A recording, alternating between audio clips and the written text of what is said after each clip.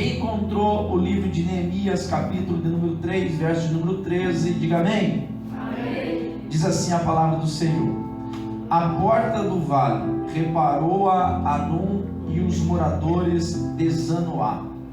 Estes a edificaram e levantaram as portas com fechaduras e os seus ferrolhos, como também 1000 côvados do muro, até a porta do monturo. Amém? Amém. Curve a sua cabeça por um momento. Espírito Santo de Deus, fala conosco, Pai, pela sua palavra. Nós carecemos de ouvir a sua voz nessa noite, porque se a sua presença não é manifesta, em vão é a nossa vinda neste santuário. Mas nós cremos pela tua palavra que é onde tem 2 ou 3 reunidos em teu nome, ali o Senhor está no meio. Então fala conosco nessa noite, como tem falado através dos louvores de adoração a ti, Pai. É a nossa oração em nome de Jesus. Amém. Queridos, Bíblia aberta, por gentileza, um verso que nós acabamos de fazer menção. Hoje nós vamos falar sobre a porta do vale. Já falamos sobre algumas portas, aprendemos com elas e também a edificamos. Hoje eu quero, sem perda de tempo, falar sobre a porta do vale. Quarta porta na sequência a ser restaurada. Perceba que há um detalhe quando nós estudamos sobre a edificação dessas portas. Todas as portas, elas não foram edificadas por alguém sozinho. Sempre alguém se utilizou de ajuda para poder edificar essas portas. E nessa porta, a porta do vale, como também a grande maioria das portas, elas foram edificadas por famílias, né? Ali no verso de número 13 diz que a porta do vale reparou Hanum e os moradores de Zanoá. Esses edificaram e levantaram as portas com fechaduras e seus ferrolhos, como também 1000 côvados do muro, até a porta do monturo. Ou seja, as famílias se uniam para edificar as portas. Por quê? Porque nós entendemos que a obra de Deus, quando nós estudamos sobre a edificação das portas e os muros de Jerusalém, que a obra de Deus em nossa vida, ela sempre vai começar em nossa casa, em nossa família. Nós devemos entender que a palavra do Senhor diz que todo bom obreiro governa bem a sua casa. Então a obra de Deus, ela sempre vai começar na nossa casa, na nossa família. A aliança de Deus, ela não é feita no particular ou no individual. A obra de Deus, a promessa de Deus na nossa vida, ela é feita para a nossa família. Quando nós olhamos para a Bíblia Sagrada, nós vemos que Deus fez uma promessa a Abraão, que a promessa que era sobre a vida dele se estenderia a todas as famílias da terra.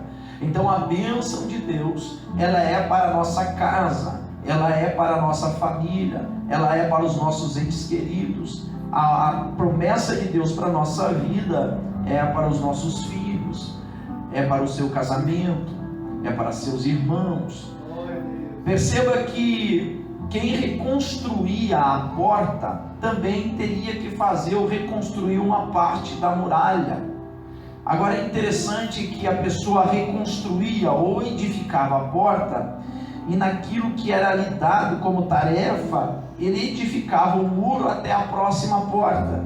A porta do vale, ela foi edificada até a porta do monturo, que é conhecido como porta do lixo, que nós vamos falar na quarta-feira que vem a respeito dela. Mas todo aquele que edificava uma porta, ele edificava um pedaço do muro. Essa era a estratégia de Neemias, e por essa razão que o muro de Jerusalém foi levantado num tempo recorde, né? Ninguém acreditava que seria levantado naquele tempo, porque cada um que restaurava a porta que era lhe dada, ele restaurava também aquele pedaço do muro, aquela faixa do muro, até a próxima porta. Agora, outra coisa que é interessante, também é incomum quando você olha para as portas e edificações dela, é que a reconstrução não começava pelo muro. Isso é incomum. A reconstrução, a edificação começava sempre pelas portas, nunca pelos muros. Ninguém fazia primeiro o muro, depois a porta. E é interessante e profético isso daqui. Isso daqui é bom a gente parar e meditar. Por quê? Por que não se fazia primeiro o muro, o alicerce, os mourões do portão ou da porta? Por que não fazia? Primeiro ele fazia, restaurava as portas para depois restaurar o muro. Se você for ler todas as portas, primeiro se restaurava as portas para depois os muros. E eu pensando nessa tarde, eu falei, por que isso? Por que primeiro as portas para depois os muros? Quando você vai olhar e entender a história de Israel e a razão do muro ser derrubado e as portas serem derribadas e queimadas, foi porque o pecado não entrou pelo muro, mas entrou pela porta. Por essa razão que primeiro Neemias pediu para que se edificasse, começou as edificações pelas portas, porque foi pelas portas aonde entrou o pecado na nação do povo de Israel. Na nossa vida também é assim, a gente deve ter atenção em focar aonde entra o pecado, aonde eu tenho a fraqueza, é ali que eu vou restaurar, é ali que eu vou fortalecer. Por essa razão que quando se faz menção da restauração dos muros e restauração das portas, a edificação sempre começa pelas portas. A porta do vale também, no decorrer da mensagem, você vai entender que a porta do vale é aquela porta que ela tanto se entrava por ela quanto se saía, ou se saía e se entrava por ela. É uma porta que tinha ferrolhos, que tinha tranca, então em algum momento se fechava ela, e era uma porta tanto de entrada quanto de saída. E em que local da muralha de Israel, de Jerusalém, ficava essa porta? Segundo a história, essa porta ficava de frente para o vale de Inom, ou Rinom, como queira traduzir. Quem era esse vale? Aonde faz menção na Bíblia desse vale? Esse vale foi amaldiçoado por Jeremias. A referência está no livro do profeta Jeremias, capítulo de número 7 e o verso de número 31. É de frente para esse vale, por isso que é conhecido como Porta do Vale, porque quem saía da porta já saía direto do vale de Inom. E que vale é esse? Jeremias, ele amaldiçoa esse vale. No capítulo de número 7, do verso de número 31, diz assim: edificaram os altos de Tofete, que está no vale do filho de Inom, para queimarem a seus filhos e as suas filhas, o que nunca ordenei, nem me passou pela mente. No verso de número 32 ainda: portanto, eis que virão dias, diz o Senhor, em que já não se chamará Tofete, nem vale do filho de Inom, mas o vale da matança. Os mortos serão enterrados em Tofete, por não haver outro lugar ou local. Perceba, o povo de Deus edificou altares a Baal e a Moloque. Baal e Moloque eram deuses pagãos daquela época. E o povo de Deus começou a adorar esses deuses e levantar altares. Segundo Jeremias, ele fala que começaram então a queimar os seus filhos e as suas filhas, o que nunca ordenei, nem me passou pela mente, dizendo o Senhor pela boca de Jeremias. No vale de Inom é onde eles faziam um culto pagão a Moloque. Quem era Moloque? O deus Moloque, tanto Baal quanto Moloque, eles se ofereciam, ele recebia como sacrifício crianças. Agora, meus irmãos, os judeus naquele tempo, naquela época, os homens, eles sacrificavam a esses deuses pagãos. Moloque, ele era um deus pagão que tinha a cabeça de cavalo, tinha um corpo de homem, e ele sentava com as pernas cruzadas, naquela posição como alguém que vai fazer yoga, meditação, e no seu colo tinha um caldeirão. Eles enchiam aquele caldeirão de azeite e tacavam fogo dentro de Moloque, e eles pegavam as crianças e jogavam na boca desse deus Moloque. A criança então caía no fogo, passava pelo fogo e caía no colo de Moloque, dentro daquele tambor de azeite fervente. Para que os pais ou aqueles que estavam ao lado não ouvissem os gritos das crianças, eles tocavam tambores naquele momento, e assim então se fazia esse ritual. o povo escolhido de Deus, fazendo esses cultos pagãos. Por essa razão que Jeremias então levanta a voz e diz: assim diz o Senhor, em que já não se chamará Tofete, nem vale do filho de Inom, mas vale da matança, onde os mortos serão enterrados em Tofete, por não haver outro local. Manassés, rei da época, ele profanou os altares. E a história bíblica nos diz, no livro de Jeremias, alguns versos anteriores desse mesmo capítulo, que Manassés matou a todos os seus filhos em sacrifício a Baal e a Moloque.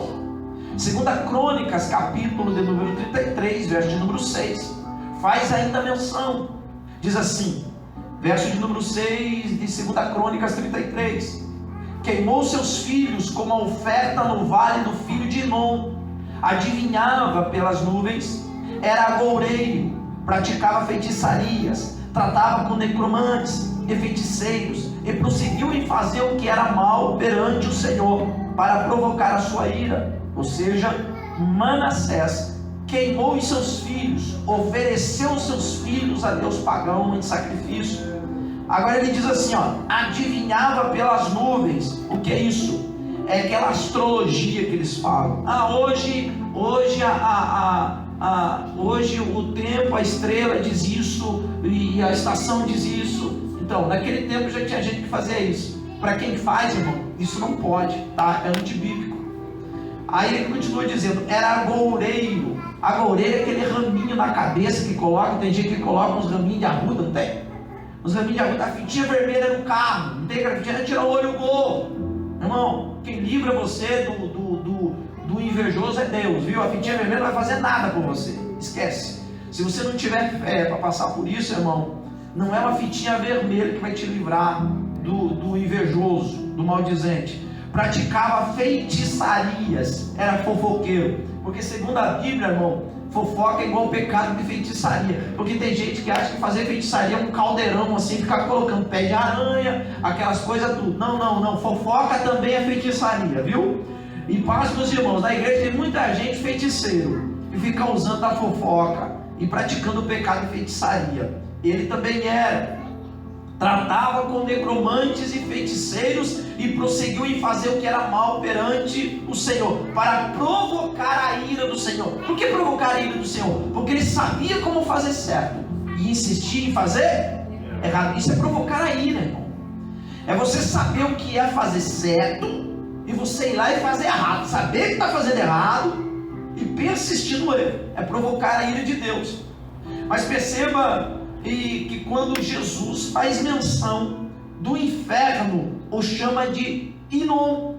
Quando Jesus no seu ministério ele faz menção de inferno, ele vincula o vale de Inom com o inferno. Marcos capítulo de número 9, você vê uma semelhança no que Jeremias fala para o que Jesus fala. Em Marcos capítulo de número 9, verso de número 47, olha o que diz lá, Marcos 9, 47. E se um dos teus olhos te faz tropeçar, arranca-o. É melhor entrar no reino de Deus com um só dos teus olhos, do que tendo os dois e serem lançados no inferno. No inferno, quando você vai olhar no original, a palavra inferno aqui, ela vincula o vale de Inom. Aí no verso de número 40 você entende por quê. Porque no verso de número 48 ele diz assim, onde não lhes morre o verme, nem o fogo se apaga. É quando você vê o profeta Jeremias profetizando e fazendo menção ou sendo parecido, similar ao que Jeremias fala para o que Jesus diz aqui, onde não lhes morre o verme, nem o fogo se apaga. Por que Jesus fala aonde o verme não morre e o fogo não se apaga? E faz menção, vincula isso ao vale de Inom. Por quê? Porque Jeremias fala que os mortos seriam enterrados e jogados lá. Perceba, quando eles iam fazer o julgamento das pessoas, eles passavam pela porta do vale, e no vale de Rinom é onde eles sacrificavam as pessoas, matavam os condenados, e eles jogavam os corpos lá. E o vale de Inom se tornou um lugar de depósito de lixo, de depósito de pessoas porque a porta do monturo, que é a porta do lixo, ficava paralela com a porta do vale, ficava próxima. A próxima porta, depois da porta do vale, era a porta do monturo. A porta do monturo era a porta do lixo, onde saía todo o lixo da cidade e se jogava no vale de Inom. E ali nesse vale eles jogavam cadáveres, pessoas indigentes que não se enterravam, jogavam onde? No vale de Inom. E se tornou costumeiro isso.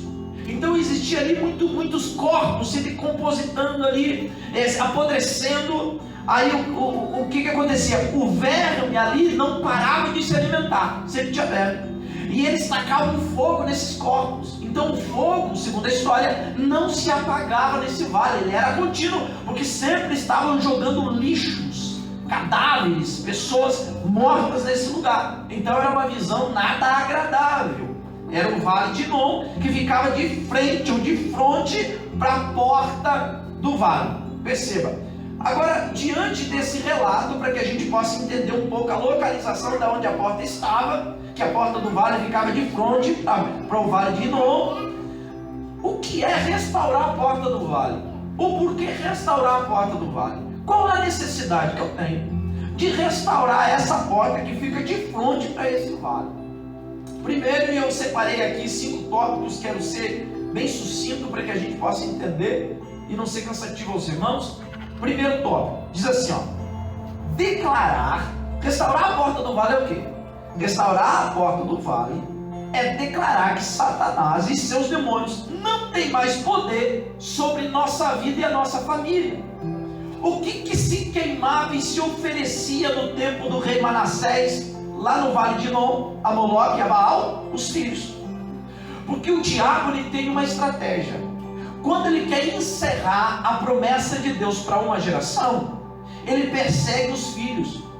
Porque, como disse aqui, a promessa de Deus que iniciou em Abraão não era para a família de Abraão, era para todas as famílias da terra. Deus fez uma promessa a Abraão, que saiu da tua terra, do meio da sua parentela. Depois veio Isaac, depois veio Jacó, depois veio José, depois veio o povo do Egito, depois veio o povo do deserto. E Deus então prosseguiu com a sua promessa para o povo.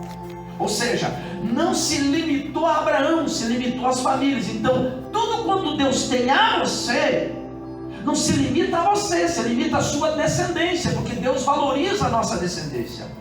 Eu vou andar por lugares, eu vou chegar a lugares, eu vou conquistar coisas, mas tem muitas coisas que Deus tem na minha vida que não é eu que vou viver, é a minha descendência que vai viver. Perceba, quando Deus promete a Davi um reino, um reinado, Deus fala para ele que ele teria um lugar no meio do seu povo. Davi fala assim: façamos então uma casa para Deus. Aí Deus para Davi dá um projeto, mas quem que constrói? O filho, que foi Salomão. Ou seja, a promessa foi para Davi, mas quem realmente fez cumprir essa promessa foi Salomão. Por quê? Porque o que Deus tem na nossa vida não se limita a nós, se limita a nossa família, a nossa descendência. Por essa razão que uma das práticas do inferno contra a nossa casa é tentar ir contra os nossos filhos. Ele quer roubar os nossos filhos, ele quer roubar os nossos descendentes, ele quer acabar com os relacionamentos, ele quer bagunçar o casamento, ele quer desvirtuar tudo, porque ele indo contra os filhos, ele perturba os pais e encerra uma geração de promessa.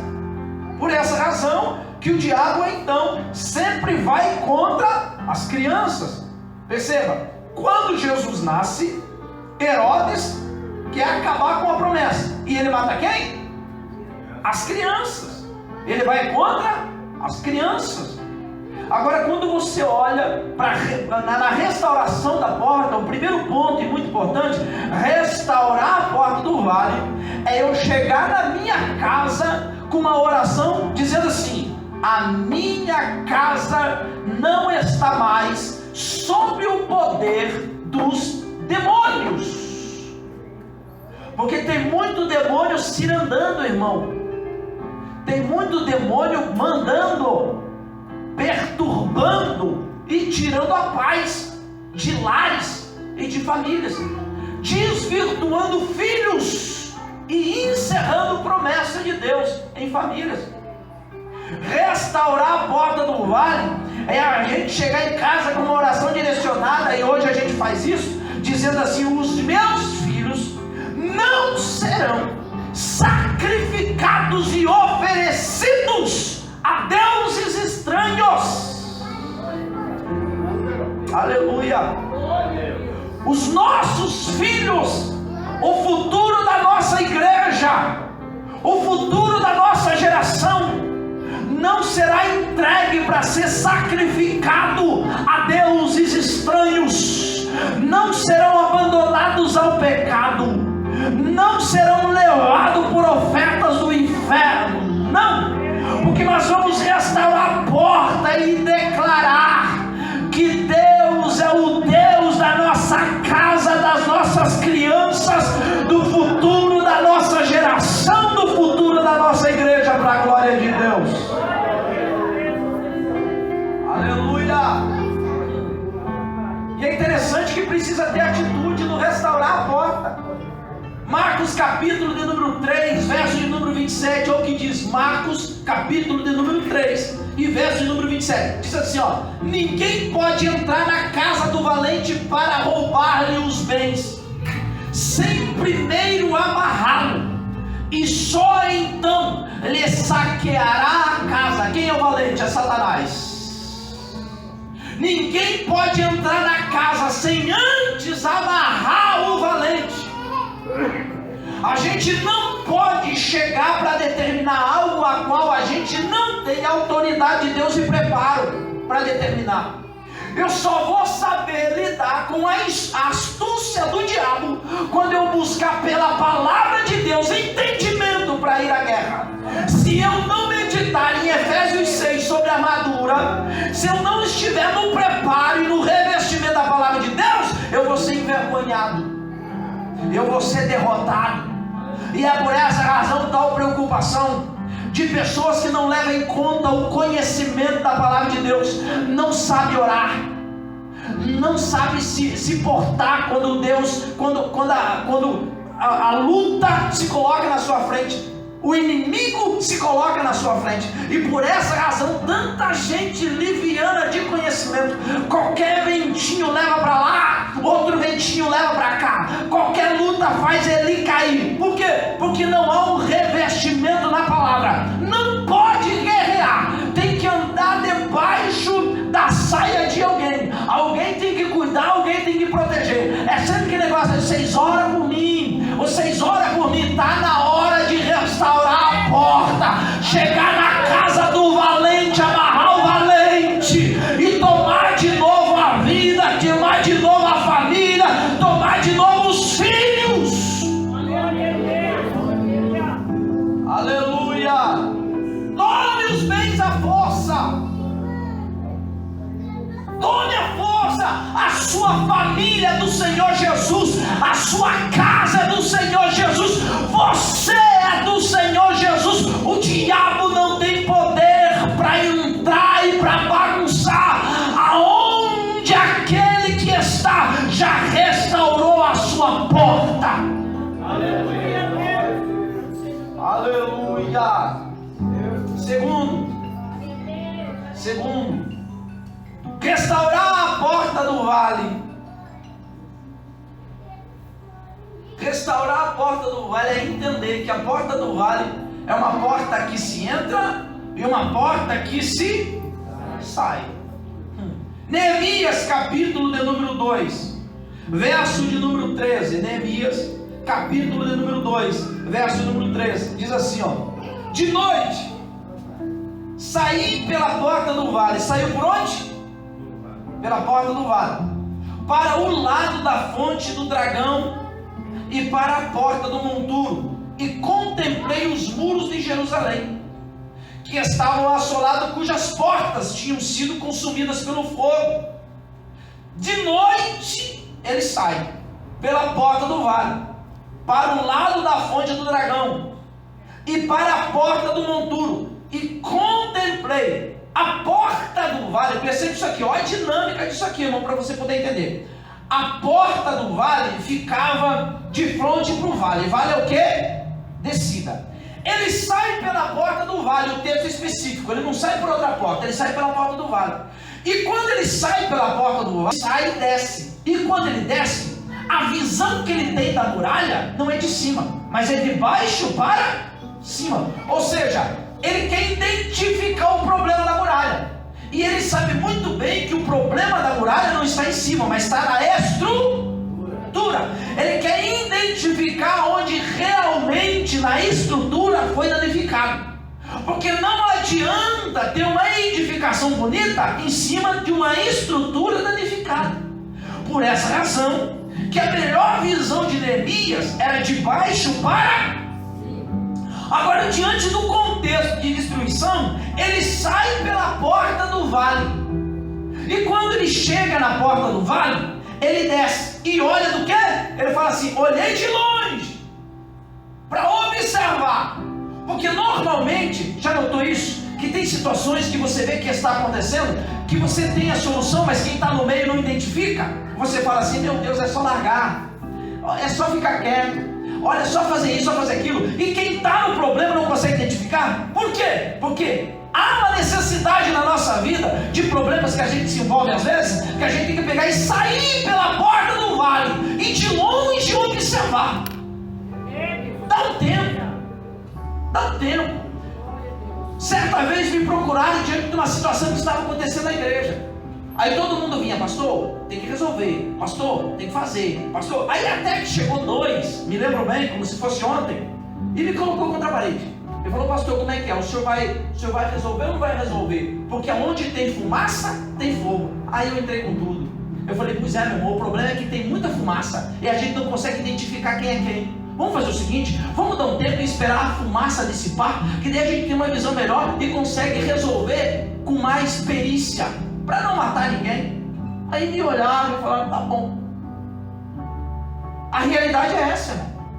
Que quem está no meio, às vezes está no meio de uma situação que a visão fica opaca, ele não consegue discernir o que é o que. Aí fala quando não deve, para quem não deve, na hora que não deve, toma a decisão que não deve. Agora lá vai um conselho para quem vem identificar portas. Irmão, saia um momento pela porta do vale, nem que você precisa descer, mas quando você sai, se distancia um pouco. Você vai identificar realmente aonde você precisa agir para restaurar a porta que é necessária ser restaurada. É abrir mão de alguma coisa, descer. Às vezes é perder um pouquinho a razão e descer. Às vezes é se afastar um pouquinho da discussão para olhar de longe, para identificar onde realmente está o problema. E Neemias fala o quê? Eu saí pela porta para fazer o quê? Para identificar o problema onde estava.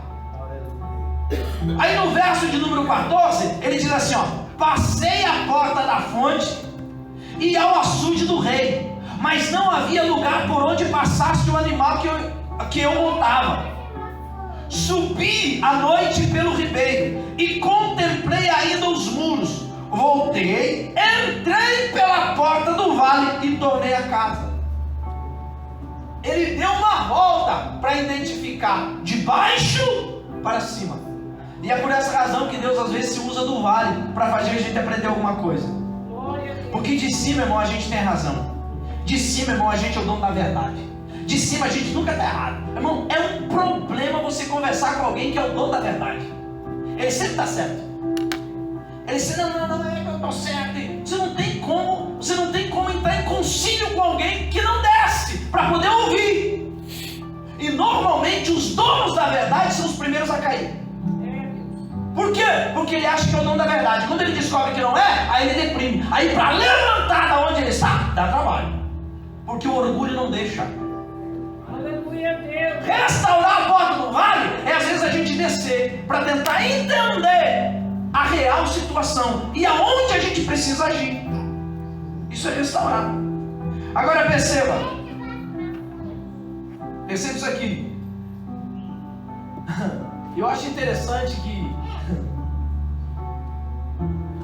tem muita gente que fica lidando com situação e protelando o problema e não resolve nunca. Já notou isso? Já notou? Tem gente, irmão, tem pessoas E eu conheci pessoas que vinham na igreja e toda vez que vinha na igreja, caía na igreja. Quem já conheceu pessoas assim? Toda vez que vinha, caía, bum, caía, expulsava e ia embora. No outro culto vinha, caía de novo, não é não? Já ficava alguém cuidando, cuidado ali que vai cair. Aí caía. Irmão, sabe o que é isso?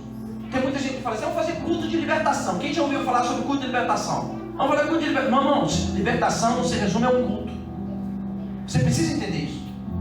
Libertação não se resume a um culto. A pessoa vem aqui e diz, cai. Não. Libertação é acompanhamento todo dia.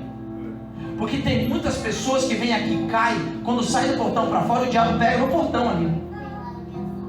Ele é liberto aqui, no portão já se demônio de novo. Por quê? Porque a libertação não funciona assim. A libertação funciona assim. Tem pessoas que vem e cai, e toda hora vem e cai. Por quê? Porque alguma coisa na vida dele, ou na casa dele, está dando legalidade para o diabo poder trabalhar na vida dele. É por isso que o processo de libertação não é num culto na igreja, mas é na casa. Visite, vá lá na casa, veja qual que é o contexto, como vive, qual é a família. Porque normalmente é isso. Eu fui num evento e me chamaram, pastor, vem orar para essa moça, porque toda vez ela cai. E o senhor precisa orar por ela. E cheguei lá, ela estava meio zonza, porque já tinha orado e ela já tinha caído. Eu falei, se eu orar, ela vai cair de novo. Então, não tem por que orar. Aí eu cheguei e comecei a conversar com quem conhecia ela. Da onde é que ela é? É nova convertida, faz tanto tempo que está na igreja. E os pais não estão na igreja. Eu falei assim, mas aonde que ela congrega e tal? Ela é assim, assim. E eu comecei a investigar e fui conversar com a moça. E comecei, sabe o que eu descobri? Eu descobri que ela tinha um problema familiar muito sério. Morava na casa com muitos irmãos e estava sendo abusada pelo padrasto. Aí o que acontece? Isso abriu uma janela na vida dela, de que o diabo se andava. Aí toda vez que ela ia para a igreja, ela caía. Só que nesse inteirinho, a gente conversou com ela, o que acontece contigo? Eu falei, o que acontece com você, irmã? O que está acontecendo? Aí ela chorando, falou, pastor, eu tenho um problema sério na minha casa. E abriu para nós isso. Eu falei, então o problema não é orar aqui para ver ela cair, é ir lá na casa para resolver o problema. É por essa razão que a gente não pode ficar remediando nada, a gente tem que ir no foco do problema. O que aconteceu com aqueles 2 discípulos que estavam subindo no templo para adorar a Deus, que encontraram um aleijado na Porta Formosa? O aleijado pediu esmola, mas eles foram na raiz do problema, que era o quê? O aleijo daquele homem. O homem não precisava de esmola, o homem precisava se levantar, estrutura. O homem precisava de uma cura, de um milagre para andar. Então às vezes a gente está olhando para as pessoas, vamos no culto de libertação, para quê? Para receber esmola. Mas Deus não quer dar esmola para ninguém, Deus quer dar raiz do problema, para resolver de fato o problema. E na nossa vida de igual forma. Ao invés de você focar no problema, busque a causa. Ao invés de você focar na sua situação problemática hoje, veja o que está te causando isso. Veja as suas amizades. Preste atenção no que você assiste, do que você se alimenta na mídia. Preste atenção qual que é os ambientes que você frequenta. Porque a palavra do Senhor diz assim, antes você perder um olho e entrar caolho no céu, do que ficar com os 2 no inferno. Aleluia, Deus. Irmão, eu vou falar um negócio aqui que vai chocar você, mas depois, se você quiser, eu te explico. Antes você entrar desempregado no céu, do que persistir num trabalho de um ambiente que não é para você. Antes você viver nesse mundo, num contexto de alguém que não tem amizade, não tem amigo. Porque se você abrir mão daquela amizade, você vai ficar sozinho. Vai não, Deus vai colocar pessoas abençoadas do teu lado. Mas abra mão dessas amizades, irmão. Louvado seja o teu nome, meu Senhor. É o foco do problema. Aí eu percebo isso aqui. Irmão Carlos, tem gente que não prospera, que não chega a lugar nenhum. Tem gente que vive uma vida rasa espiritualmente e financeiramente uma vida miserável. é de prejuízo em prejuízo, não consegue chegar a lugar nenhum. Aí fica se perguntando: meu Deus, é a crise, é o governo, é a política, é isso, é aquilo. Não é, meu irmão, são as suas companhias. Porque tem gente que anda com derrotado e quer ser vencedor. Normalmente o derrotado nunca vai querer ver a sua vitória. Normalmente quem tem promessa nunca vai querer ver promessa na tua vida. É por isso que a palavra do Senhor nos instrui a gente selecionar quem está ao nosso lado. Porque quem tem promessa, escolhe quem tem promessa para viver ao teu lado. Pessoas, irmãos, que não comungam da promessa na sua vida, nunca vai querer ver você prosperar. Sempre quando você é um savor, ele te puxa para baixo, não quer ver você voar. E isso é o problema. O problema nunca foi governo. O problema nunca foi crise. Nunca foi. Porque segundo a palavra de Deus, as janelas que se abrem para quem é fiel, se abrem no céu e não na terra. A nossa prosperidade não depende de governo. Então vamos parar com essa conversa. Está na hora da gente ir na raiz do problema, identificar o problema. Terceiro ponto: restaurar a porta do vale. E a necessidade de restaurar a porta do vale, porque essa porta fala de confidência. Restaurar a porta do vale fala de confidência. Neemias capítulo de número 2, verso de número 12. Olha o que diz lá. Neemias capítulo de número 2, verso de número 12. Então à noite me levantei, e uns poucos homens comigo. Não declarei a ninguém o que o meu Deus me pusera no coração para eu fazer em Jerusalém. Não havia comigo animal algum, senão o que eu montava. No verso de número 13, ele sai pela porta do vale. Restaurar a porta do vale fala de confidência. Uma das palavras hebraicas para vale é Jevá, que significa segurança, confiança. No contexto de segredos, confidências. Restaurar essa porta é chegar diante de Deus e fazer oração sincera. É ser sincero diante de Deus. Não, porque tem uns irmãos que é até bonito de ver orar, irmão, mas é umas oração mentirosa. Rapaz, às vezes a gente faz umas oração, que é aquela oração de fariseu na praça, que levanta as mãos e fica orando bonito para todo mundo saber que a gente sabe orar. Mas faz uma palavra que a gente não entende, que nem nós entendemos. Ó soberano e amantíssimo Deus das galáxias, Deus que fez as constelações, Deus que... Irmão, é uma oração que é só misericórdia. Aí eu fico imaginando Deus lá do céu, olhando para nós, fazendo umas orações assim, falando: meu filho, você não está entendendo o que você está falando. E o que realmente você precisa, você não ora. É não?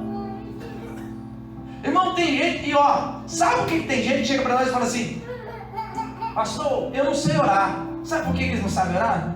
Porque tem tanta gente que ora do lado dessas pessoas de uma forma tão diferente que a pessoa se sente constrangida, fala assim: misericórdia.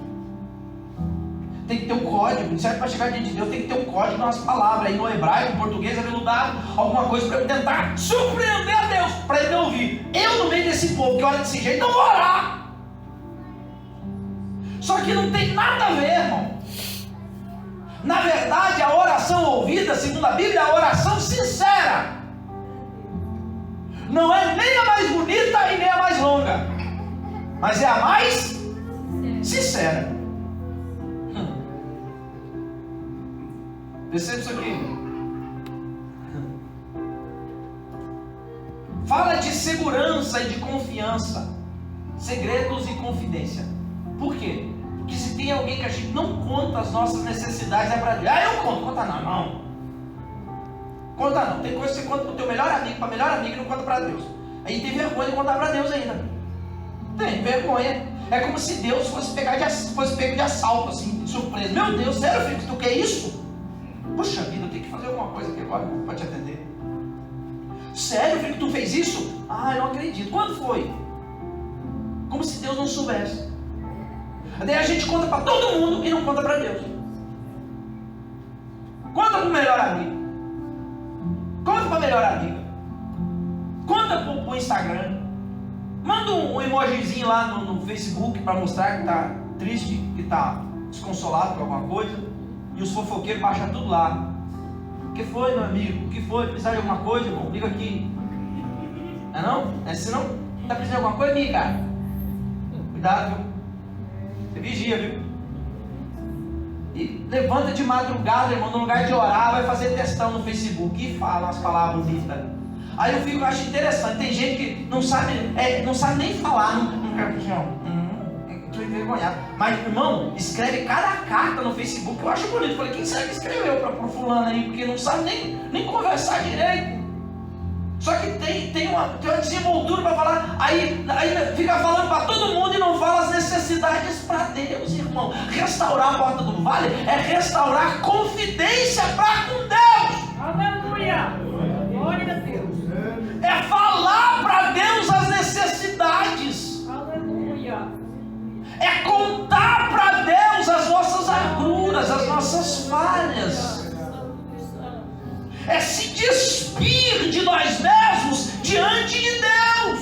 É, Senhor, aleluia. Ninguém precisa ver minha carinha triste para ficar com dó de eu, não. Quem precisa saber das minhas necessidades é Deus. Eu não preciso ficar chorando para todo mundo ter dó. Não, eu preciso é fazer Deus ser conhecido das minhas necessidades. Glória a Deus.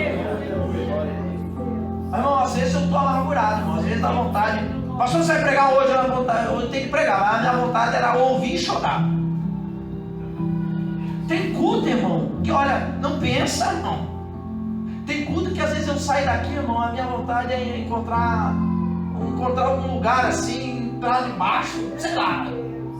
Esses tempos atrás eu queria entrar debaixo de um lugar escuro, não tinha lugar. Entrei debaixo da minha mesa, assim, fiquei encocorado lá debaixo da mesa. Escondido, falando com Deus.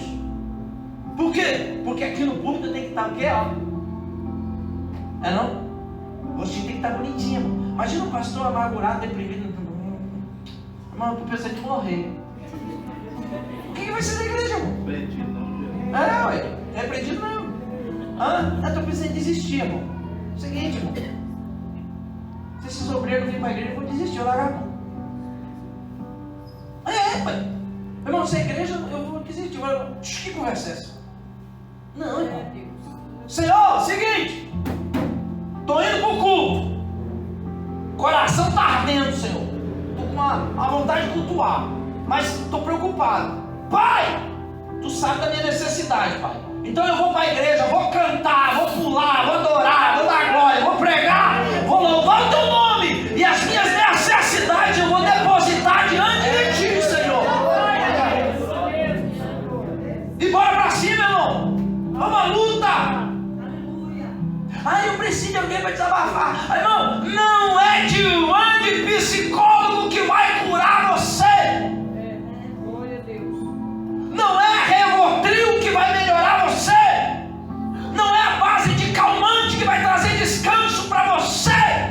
Por mais que eu não sou contra nada disso, se há recomendação médica, faça. Mas antes disso, chega diante de Deus e seja sincero com Ele. Aleluia. Fala com Ele. Se desabafa. Chora. Grita. Aleluia. Fala, Senhor, tu és fiel. Quarto, para a gente terminar. Vale. Na Bíblia também é conhecido como Emek, que significa profundidade.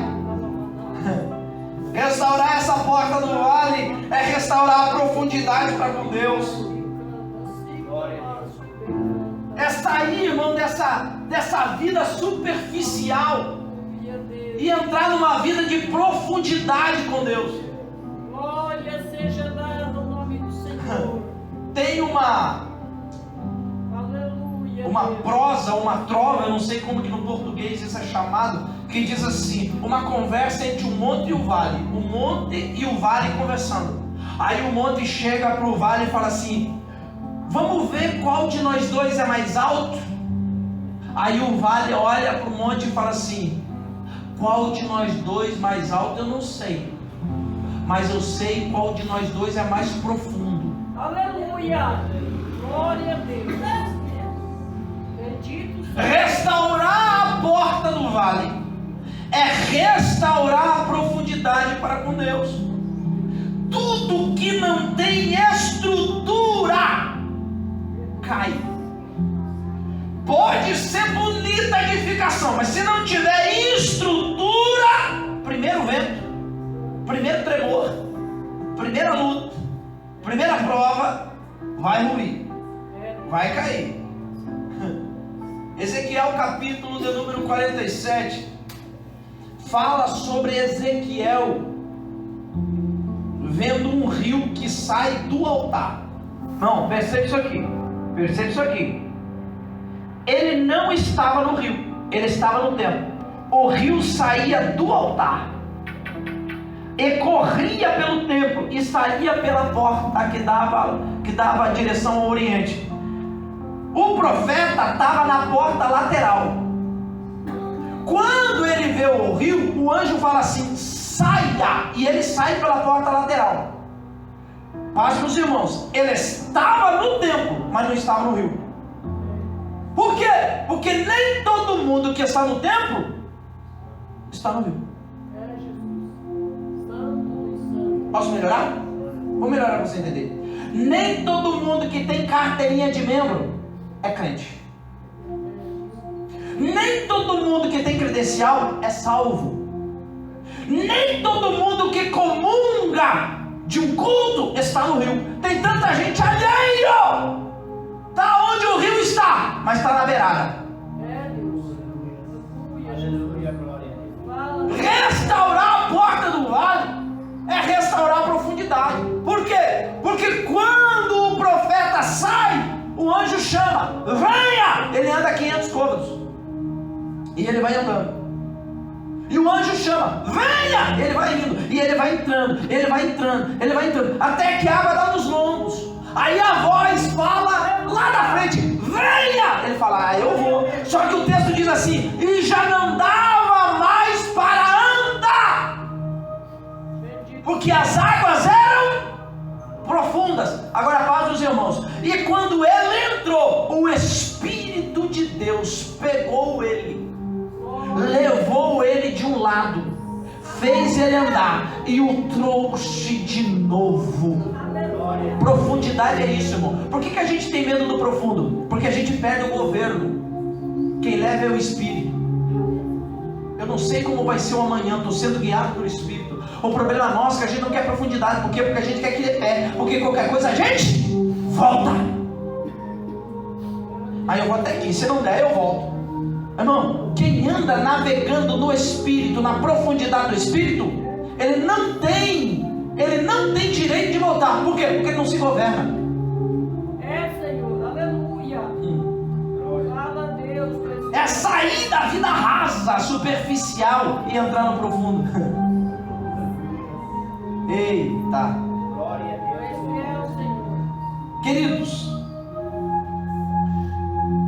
e o vale na nossa vida ele é tão necessário, tão necessário, tão necessário, que Deus, em muitas situações, ele fala, se você não desceu, eu não falo. Desce, que quando você descer, eu falo contigo.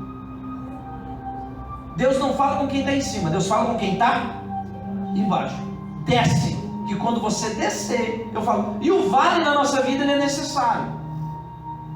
Deus sempre vai se utilizar do vale para nos o quê? Preparar. Por quê? Perceba, monte, quem vive em monte é um perigo, irmão. Esses crentes de monte, que só vivem em cima, que só quer lá em cima. Não, eu não sei isso aqui, eu estou na bênção, eu estou na bênção, eu estou na glória, eu estou na glória. Um dia o irmão chegou para mim e falou assim, pastor, eu nunca passei uma aprovação. Eu falei, porque nunca fui crente. Aí, porque, só lá em cima, lá em cima. Irmão, crente passa aprovação. E a gente tem que entender que isso faz parte da nossa vida. Por que a gente passa aprovação? Perceba, Moisés pegou as tábuas aonde?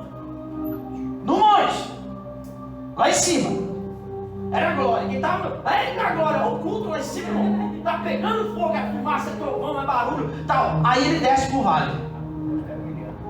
O rosto brilhando, toda a glória. Ele desce castava, desce não? Aí quando ele desce, eita, eu tô crente, olha meu rosto brilhando, eita, que eu tô descendo cheio de fogo. É fogo nos pés, fogo nas mãos, é fogo no rosto e castavinha na mão que ele recebeu lá em cima do monte. Só que ele não estava preparado pro vale. Aí quando ele chegou no vale sem preparo, o que ele recebeu no monte, ele quebrou no vale. Por isso que o vale é necessário.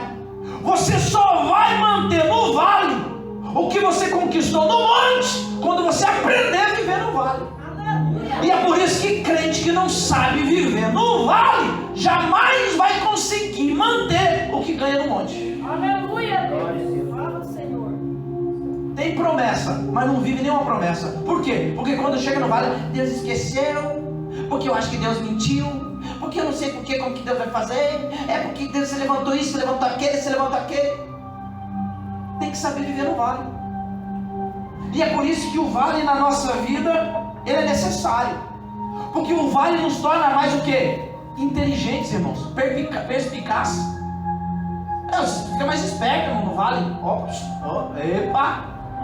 Tô vendo aí. Eu sou de vale, meu irmão. Tô esperto. Porque vale é o quê? Vale é lugar de emboscada. Eu tava assistindo um documentário daquele do Discovery lá sobre as cabras monteses. Quem conhece aquelas cabras? Rapaz, que negócio, você viu? Elas andam assim em cima daqueles penhascos, né? E ficam andando aqueles penhascos lá em cima. E elas ficam naqueles penhascos andando que nem um animal consegue pegar elas. Aí eu vi os caras filmando. Aí uma desceu, foi descendo. Por quê? Porque a água, ribeiro, é no vale. Não tem lá em cima, tem lá embaixo. Então para elas descer, elas chegam no ambiente do inimigo que é lá embaixo. Porque vale é lugar de emboscada. É lá que está o lobo. É lá que está o leão. É lá que estão as serpentes. É lá que tem a moita para esconder o inimigo, fica atrás da moita, só esperando que tu caia. Para que quando desce do monte, vai lá e... mas foi o dia que fez. A cabra dele, o lobo estava esperando. Quando ela desce, o lobo ataca. Por que na nossa vida é necessário o vale? Porque Deus nos coloca no terreno do inimigo para a gente poder saber viver diante dessas emboscadas. Saber se desviar do mal. Eita, aquela moita ali tem inimigo atrás, já estou vendo tudo, aí ele se desvia por aqui. Agora o crente que não sabe viver no contexto do vale, ele é muito vulnerável. Ele fala, irmão, não se aproxime, irmão. Ele fala, não, eu sou crente, irmão. Não, eu consigo resistir. Irmão, não vai em tal lugar, irmão. Não visite. Ei, saia do WhatsApp, irmão. Não fica dando lugar. Não, eu sou forte. Não, eu não traio não. Não, eu não traio não. Irmão, não fala não. Irmão, vigia. Ele faz o seguinte, muda aqui de rua. Vai lá. Ei, vamos fazer o seguinte. Não é cancelar, não. Bloqueia o WhatsApp. Vai. Por quê? Porque me dá problema. Aí o que acontece? Não tem costume com o vale? Não, eu sou crente, eu consigo resistir. Não, eu posso, eu vou. Não, eu consigo, eu vou lá, eu vou fazer, vai dar certo. E vai indo. O lobo vai te pegar, viu? O leão vai te pegar, viu? Você precisa andar no vale que Deus envia e Deus leva para tu aprender a viver, que nessas moitas tem lobo lhe esperando para lhe pegar. E outra, tem muita gente não cultuando na igreja hoje, porque não soube viver no vale e foi levado pelo leão, atacado pelo lobo.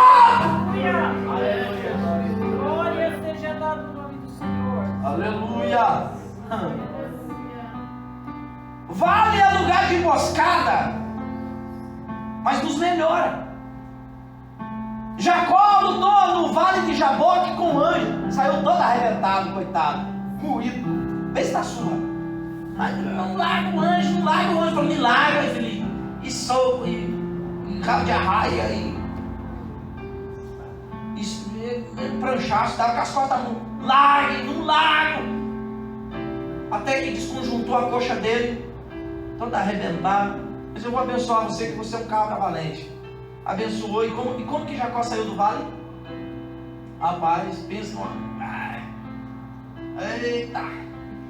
Apanhando a noite toda apanhando. No vale eu quero apanhar. Eita! todo macetado. Quando chegou em casa, o presbítero Vanderlei chegou em casa, a esposa olhou e falou: meu marido do céu. E ele, ó, a perna arrastando e eu, sorriso rosto, ele coisa boa, apanhei a noite toda, que delícia. Pensa só, glória a Deus. Aí ele falou: meu marido, você está todo arrebentado, como você está glorificando? Você está todo estragado. Ele falou: não, estragado eu estava antes. Agora eu estou bem. Glória a Deus. Porque o vale que eu passei, irmão, não me limitou, mas me melhorou. Não me constrangeu, mas me engrandeceu. Verdade. O vale que eu passei não me traumatizou, não, me libertou. Porque às vezes as pessoas olham para o crente que sai do vale e falam assim: meu Deus do céu, vai morrer. Só que para nós que saímos do vale, às vezes mancando, a gente sabe assim: pensa que lição que eu ganhei no vale. Porque ninguém viu que Deus mudou a história ali de Jacó, começando pelo seu nome, que entrou no vale como enganador e saiu como Israel.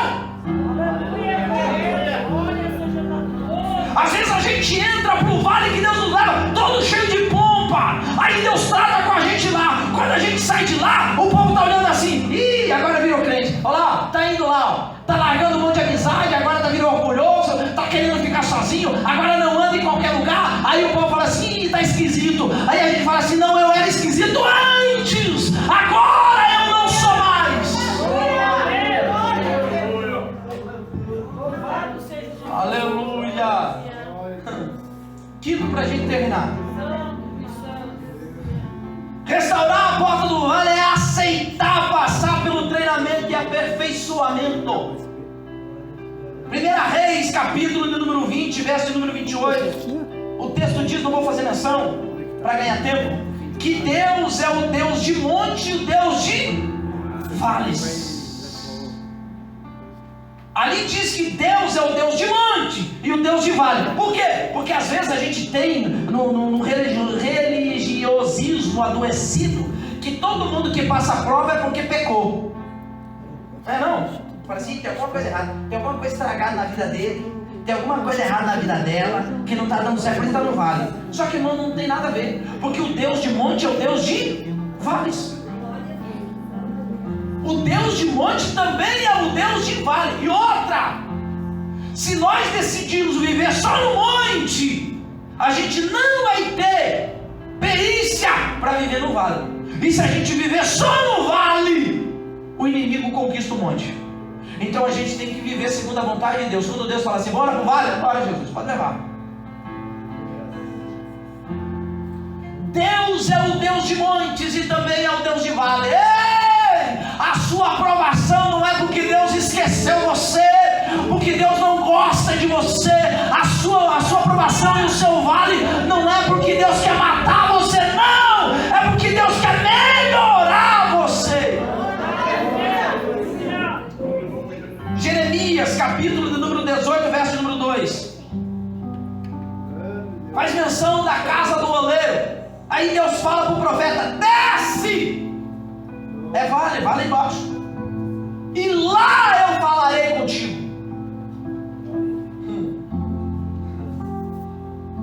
E é interessante que o vale, olha para cá que está me ouvindo, diz amém. Tenha paciência que eu estou terminando. Irmão, Deus faz uso do vale não para Ele nos conhecer, mas para nós nos conhecermos. Você vê disso? Porque aí Deus não precisa conhecer a gente, porque Ele já sabe quem somos.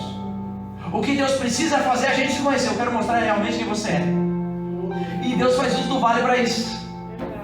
Porque tem gente que só sabe que Deus existe quando o carro ruma para o poste a 60 km por hora. Que ele pega o controle do carro, aí ele fala: meu Deus, aí vira crente. Até então, não existe Deus para ele. Então os vales são necessários para a nossa vida, para a gente saber que nós somos inteiramente dependentes de Deus. Que se não for a graça, a misericórdia, o amor, a bondade dele, nós não somos nada. Crente que não passa pelo vale é dono de si, é altivo. Não, eu posso, eu tenho, eu sou, eu prego, eu canto, eu sei fazer. Deixa comigo. É nóis. E nunca passou por vale. Quem está comigo diz amém.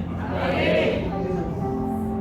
Vale faz nos entender e nos aperfeiçoar nas lutas que passamos, nos vales que passamos. Por quê? Ó, tem algum professor aqui? Tem algum professor? Ó, como é? Todo mundo já fez prova aqui na sala de aula, não fez? Fez, né? Como que dá uma prova? Como que dá uma prova? É exatamente isso. Analogia mesmo. Por quê? Ó, na nossa vida, Deus fala no começo e no final. Deus fala. A gente quer que Deus fale todo dia. Não, Deus fala comigo, fala comigo, fala comigo, fala comigo. Porque a gente acha que Deus é criança igual a gente, que quer que fique falando toda hora. Mas não é. Deus fala no começo e fala no final. No meio, no vale, Deus não fala. O vale é prova. É onde Deus nos prova.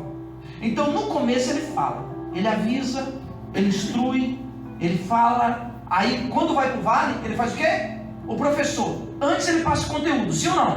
Sim. Estuda matemática, meu filho, ó, a tabuada, vai lá, meu irmão, ó, os pontos cardeais, e vamos lá, e estuda, e fica ali, não, vamos fazer isso, não, vamos fazer aquilo, e não estuda, não se prepara. Aí quando chega a prova, no dia da aula, o professor fala alguma coisa, passa conteúdo no quadro? Não fala. Ele se encosta num canto assim, ó, e fica de braços cruzados analisando, se vê que tem alguém assim, meio esperto, colando, ops, olha, ó, cuidado, guarda o caderno. A calculadora, esconde o celular, desliga o celular, ninguém mais, só papel e caneta. E a gente fala, meu Deus do céu, e aí na hora que a gente fala, e agora, o que foi? Aí a gente valoriza o tempo que a gente não passou estudando, não é não? Aí a gente fica assim, que seja feita a sua vontade, não, do Pai, do Filho e do Espírito, esse aqui mesmo. Aí, né, aí o que acontece? Vai naquela, e Deus fala, ei, se você levantar a mão, ô professor, a questão 7 aqui, qual que é? Ele vai falar? Não vai, porque antes ele já passou o conteúdo. Agora nessa hora ele não vai falar, ele vai se calar. Ele vai ficar calado. E quando é que ele vai voltar a falar? Quando você entrega a tua prova para ele, que ele corrige, aí ele vai te dar a média. Ele vai falar aprovado, ou vai falar reprovado. Recuperação, volta pro vale. Aí nós fazemos o quê? Ah, vai pro vale não. Vai lá eu pro vale então. Você está entendendo por que tem gente que fica correndo assim, ó, sempre no vale, sempre no vale, sempre no vale, sempre no vale. Ei, Senhor, nunca vai acabar esse vale. Não, irmão, não tem mal que sempre dure. Isso é bíblico. Por que a gente vive no vale? Porque às vezes a gente não está passando a prova. Pegou a visão? Às vezes você está repetindo demais, irmão. Não é? Tem vales que são desnecessários na nossa vida. Já era para ter passado esse vale fazia muito tempo. Só que a gente vive reprovando. Aí o professor fala, recuperação, meu filho. Aí tem que... Mas ele sempre dá um reforço. Ele fala assim, eu vou te relembrar, refrescar tua memória a respeito da matéria para ver se tu passa. A matéria está sendo revisada hoje. Culto de ensino. Escola bíblica dominical. É sempre o momento de você fazer o quê? Revisar a matéria. Para passar na prova do vale. Eis, o vale faz parte do processo de Deus na nossa vida. De forma que aquilo que eu passo não é o diabo. Não para com esse negócio, irmão. Dá uma topada no canto. Ai, o Satanás, veja eu bater no canto da mesa. Que dor, meu Deus do céu. Não, o diabo não tem nada a ver com isso, irmão. O diabo fechou a porta de emprego. Não fechou a porta de emprego. Não é o diabo, irmão. Eita, tanta luta, estou passando um vale. O diabo não, o diabo não te colocou, irmão. No vale quem te coloca é Deus. É Jesus. Aleluia. Você diz que atribui tudo de ruim na vida dele ao diabo. Não é, irmão. E se Deus resolveu fechar a porta? E se Deus resolveu colocar essa dor? E se Deus resolveu trazer esse problema? Para fazer você aprender a lidar com tudo isso? Não atribua a outros aquilo que é para você entender no vale que você está passando. Diga, é Deus que me colocou aqui e é Deus que vai me tirar daqui. Aleluia. Aleluia. Fique de pé, vamos orar.